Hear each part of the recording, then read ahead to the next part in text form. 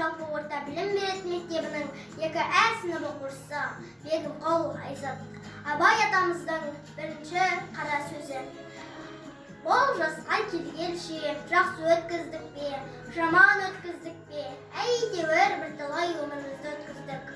Ал айтыстық, тартыстық, алыстық, жұлыстық. Ал енді қалған өмірімізді қайтып не қылып өткіземіз?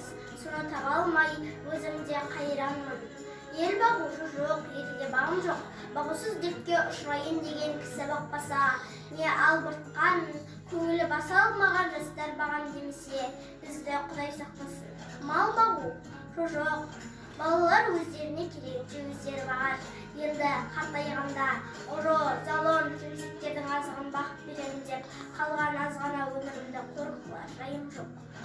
Ғылым бағу жоқ, ғылым бағарға да, ғылым сөзін сөйлесер адам да жоқ. Білгеніңді кімге үйретесің, білмегеніңді кімнен сұрарсың. Ұясыз күнсіз де кездемені жайып салып, қолына кезін алып отырғанның не пайдасы бар? Софлық қылып дін бағу жоқ. Мына елде, мына жерде не қылған софлық?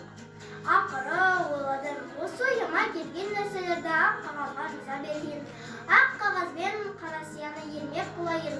Кім ішінен керекті сөз тапса жазып алсын, я оқысын. Керегі жоқ десе, өз сөзім өздікі дедім де, ақыры осыған қалады.